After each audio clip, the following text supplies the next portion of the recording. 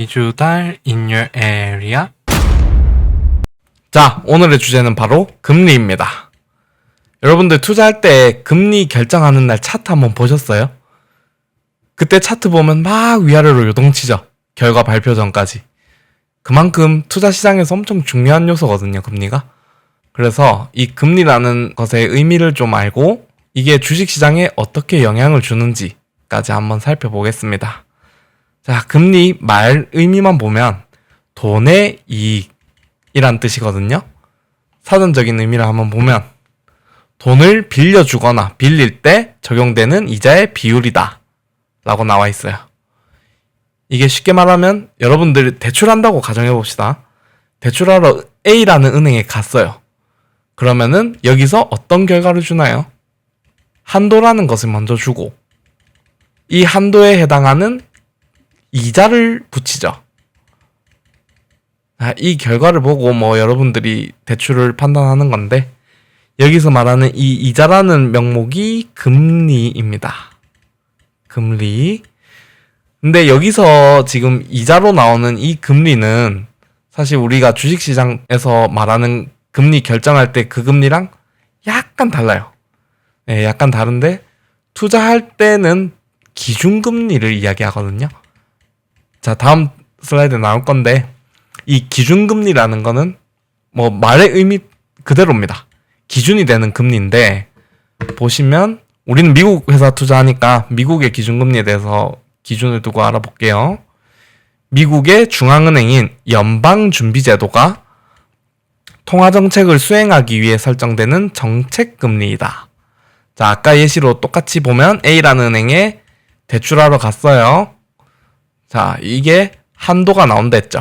한도 나오고 여기 플러스 금리가 나오는데 이 이자가 나오는데 이 금리를 산정할 때 바로 기준 금리를 포함하고 여기에 더해서 은행에서 가산금리를 붙입니다. 기준이 되는 금리와 은행에서 붙이는 가산금리가 합산돼요. 자, 여기서 보시면 기준금리를 만약에 이 연준이라는 곳에서 4%라고 정했다고 칩시다.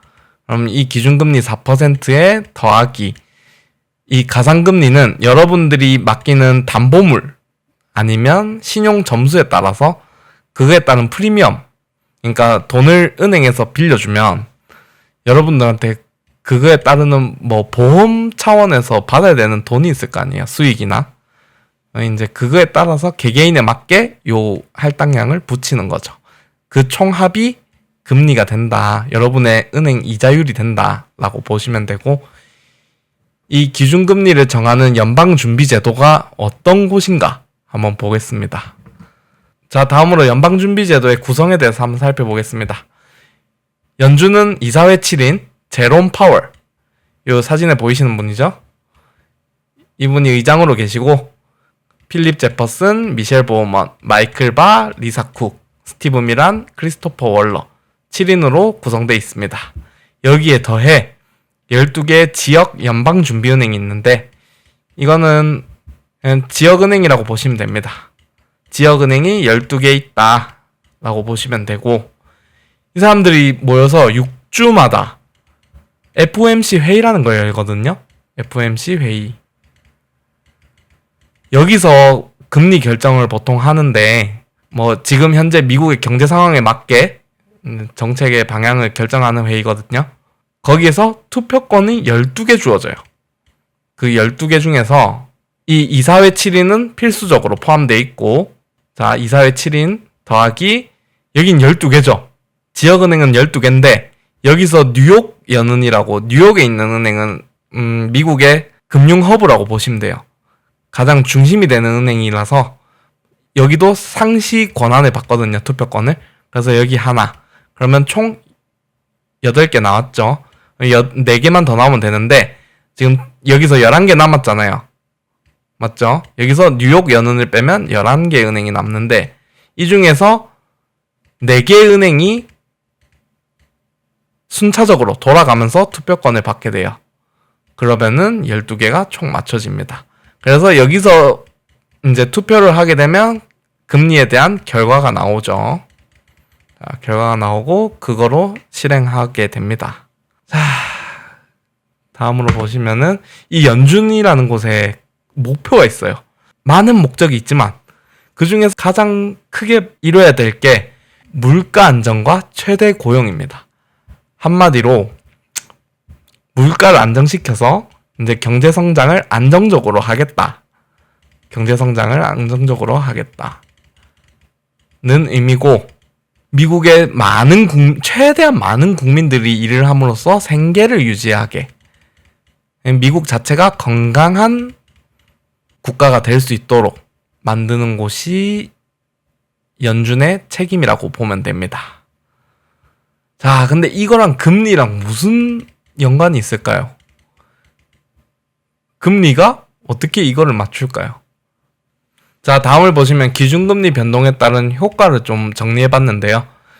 금리 인하하는 경우랑 인상하는 경우, 뭐 여기서 동결하는 것도 있겠죠. 동결도 있겠지만 요거는 뭐 현상 유지니까 따로 큰 일이 없다고 생각하고, 나머지 요렇게 좀 정리를 해왔는데 한번 설명드려 볼게요. 아까 대출 기억나시죠? 대출에 대한 이자가 기준금리가 포함되어 있다 했잖아요. 대출이자가 있는데 여기서 금리가 있다. 이 금리가 만약에 인상하는 경우, 인하하는 경우 이렇게 두 가지 다 있겠죠. 그러면 이 이자가 올라갔을 때, 이자가 여기는 올라가는 경우일 거고 이자가 떨어지는 경우, 여러분들이 대출금이 있다고 생각해 보세요. 월급은 100만 원으로 정해져 있다고 칩시다. 월급이 100만 원이에요. 월급 100만 원에서 원래 내는 이자, 이 금액이 올라가면 여러분들이 쓸 수 있는, 생계에 쓸 수 있는 돈이 줄어들게 되겠죠. 맞죠? 이게 금리 인상의 효과에 다 반영이 되는 거거든요. 여러분들 그 대출금 이자가 많이 나오면은 물건을 소비하러 가요, 안 가요? 돈 소비하러 안 가잖아요. 보통 바깥에 나가면 다 돈이니까. 대출 이자 내기 바쁜데 이게 뭐 사고 싶은 걸 마음대로 살 수가 없잖아요. 그러면은 이제 공급량은 똑같은데 여러분들의 수요가 줄었죠. 수요가 줄면 물가는 억제되거나 뭐 하락하거나 하겠죠. 자, 마찬가지로 여기에 대한 대출을 했던 이자가 늘어났어요. 그러면은 가게나 기업이 부담이 증가할 수밖에 없겠죠. 기업도 마찬가지로 대출금을 가지고 운영하는 회사가 많으니까. 맞죠? 이렇게 보고 이제 통화가치라는 거에 대해서 좀 궁금하실 텐데, 이게 대출해서 이자만 올라가는 게 아니에요. 여러분들 보시면은 그 이자가 붙는 상품이 또 있죠. 뭐죠? 예적금 상품 있죠. 예적금 상품 또는 채권, 이런 것들도 다 이자가 있는 상품이잖아요. 그 이자가 여러분들한테는 수익이죠. 사실 이 돈을 맡김으로써 받는 이자금이니까. 여기는 내는 이자금, 여기는 받는 이자금. 맞죠? 여러분들 그 금리를 만약에 인상했다고 쳐봅시다. 이 수익률이 올라갔어요. 그러면 여러분들은 돈을 들고 이런 안전자산에 투자를 했더니 수익이 높아졌더라 라고 하면 당연히 여러분들은 그 돈을 쓰지 않겠죠. 여기다가 다 맡겨두겠죠.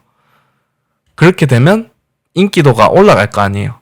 소비하지 않고 계속 가지고 있는 거니까.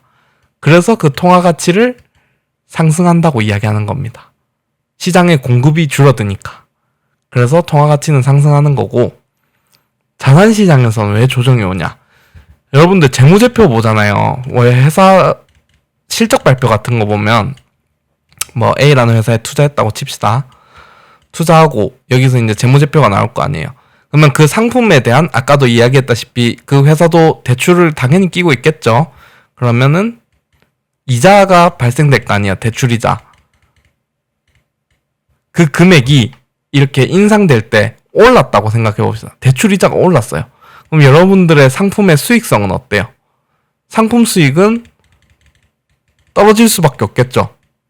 왜냐하면 같은 상품 1,000원짜리인 상품 판매했다 생각해 봅시다. 원래 여기에 대한 대출 이자가 100원이었어요. 근데 이 이자를 올렸대요. 200원으로. 그러면 여러분들 원래 남는 돈은 900원이었잖아요. 원래의 수익은. A라는 회사에서 남는 수익은 900원이었는데 이때는 어때요? 800원이 됐죠. 그러면 어떻게 생각돼요? 수익성이 줄었다라고 생각이 들겠죠. 그러면은 이런 주식이라는 위험 자산에 대한 선호도가 많이 떨어질 거 아니에요. 그러면은 기존에 있던 시장 가격에 비해서 좀 떨어질 수 있겠죠. 왜냐하면 수익률이 떨어졌다고 판단이 되니까 이때는.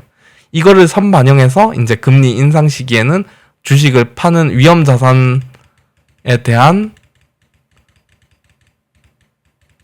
선호도가 떨어지고 안전자산에 대한 선호도가 상승하죠. 이거는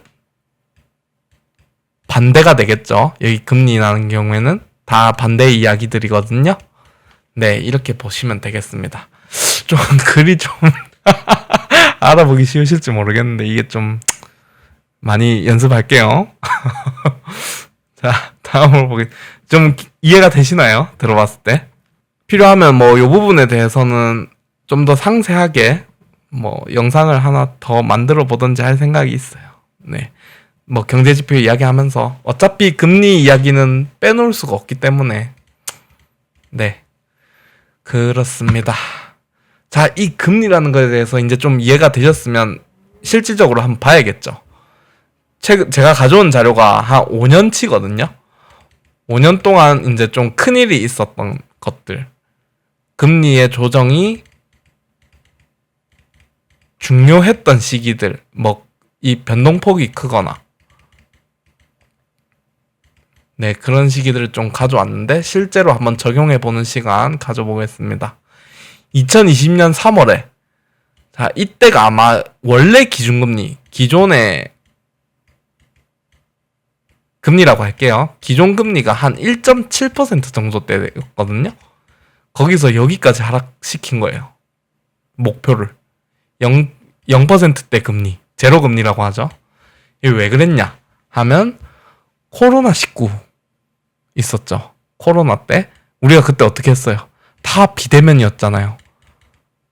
그러면서 우리가 나가지 않으니까 소비가 줄었어요. 소비가 감소됐고 그러면 시장이 위축돼 있죠.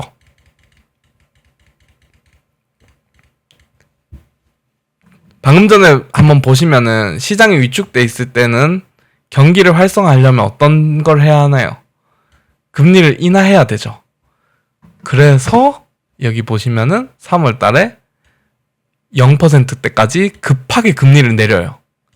원래 1%대에서 한 3번 정도 인하한 걸로 알고 있는데 아무튼 그때 긴급 인하를 했다라고 보시면 되고 여기서 2년 후에 이제 제로 금리를 계속 유지하고 있다가 이제 기존 금리가 여기서부터는 뭐 0%대라고 칩시다. 0%대라고 치고 이때는 이제 코로나가 조금 잠잠해졌어요. 코로나가 잠잠해지면서 시장도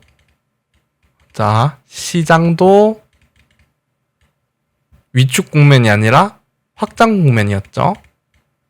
확장. 예, 시장이 활성화되면서 이제 소비가 엄청 늘어났어요. 소비가 늘어났는데 제로 금리니까 소비가 많이 늘어났는데 이렇게만 해도 괜찮았을 건데 여기에 어떤 일이 발생했냐면 러시아, 우크라이나 전쟁이 발발했어요. 와, 이게 근데 벌써 3년이나 됐네요. 맞죠? 3년 됐는데 이때 이게 발생하면서 에너지 가격이 많이 올랐어요. 그러면 이제 에너지 가격이 오른다는 거는 사실 물품을 생산하는 회사에서 부담이 될 수밖에 없죠. 그 회사의 물건 가격에 이게 반영될 수밖에 없어요. 에너지 가격이. 그래서 이 물건 가격이 가파르게 계속 올라갑니다. 금리는 0%인데. 자, 이거 그러면 물가를 잡을 수가 없잖아요. 계속 소비는 하고 에너지 가격은 계속 올라가고 하니까. 그래서 이 인플레이션에 대응하기 위해서 인상을 하게 됩니다. 근데 이때도 그렇게 엄청 많이 올리진 않았어요. 왜냐면 인플레이션 이 정도만 돼도 잡힌다고 생각했거든요. 그때 파월은. 근데 자, 1년이 지났죠. 물가가 안 잡혀요. 와, 여기서 이렇게 가는데 엄청 많이 올랐죠. 한 5%대 올랐는데 물가가 너무 끈끈하다라는 표현을 했거든요. 물가가 둔화되지 않으니까 계속해서 이때 빅스텝, 자이언트 스텝이라 해가지고 뭐 0.5%씩만 올리고 그랬거든요, 금리를. 그래서 인플레이션 정점 대응을 하기 위해서 고금리를 하기 시작합니다. 5%대 금리. 와, 지금 고금리 맞거든요, 이거 5%면은. 여러분들 대출할 때 5% 이상 낸다고 생각해봐요. 이게 기준금리가 5%에다가 여러분들 뭐 아까 얘기했듯이 가상금리 붙으면 너무 부담스러운 시장이잖아요, 이거. 말이 안 되죠. 이거를 장기화하기 시작했는데 1년 지나서 이제 이 효과를 본 거죠. 고금리 시대의 효과를 보고 물가가 조금씩 떨어지기 시작했어요. 그리고 고용시장이 조금 둔화되기 시작합니다.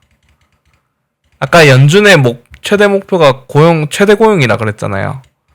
그래서 요것을 올리기 위해 시장을 활성화시켜야겠다라는 생각으로 이제 금리를 인하하기 시작한 거죠. 금리를 인하를 시작했고 여기서 1년 정도 지나서 지금 현재에 왔거든요. 지금도 조금씩 내리고 있어요. 고용시장이 그렇게 크게 좋지 않기 때문에 지금. 네, 아무튼 뭐 실사례는 이렇고 뭐 이해가 되셨을지 모르겠지만 어쨌든 우리가 지금 딱 가져가야 되는 건 연준의 최대 목표는 물가 안정과 최대의 고용이고 이걸 이루기 위해 금리를 인상하고 인하하는 과정이 있으며 주식만 딱 놓고 볼까요? 그게 낫겠죠. 그러면 인상할 때는 위험 자산에 대한 선호도가 떨어지기 때문에 자산 시장은 조정을 받을 수밖에 없어요. 예, 그렇게 보시면 되고 인하할 때는 반대로 안전자산이 수요가 떨어지죠. 수요가 떨어진다. 그리고 위험자산 선호도가 올라간다. 이렇게 보시면 됩니다. 그래서 지금 인하하는 사이클이잖아요. 인하하기 때문에 지금 미국 주식 시장이 주가 지수를 보면 계속 상승하고 있잖아요. 최대치를 뛰어넘고 뭐 또 넘고 또 상승하고 계속 그런 시장이 지금 오고 있는 거죠. 예, 이렇게 보시면 됩니다. 자, 오늘 준비한 자료는 여기까지고요. 시청하시면서 유익하셨다면 좋아요, 구독, 알림 설정 부탁드립니다. 감사합니다.